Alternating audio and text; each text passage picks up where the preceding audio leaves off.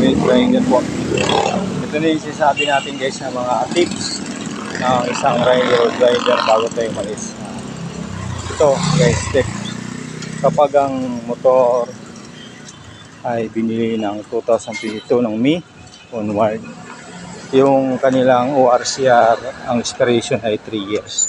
Pero dapat naka-include po doon sa ORCR na valid hanggang within 3 years.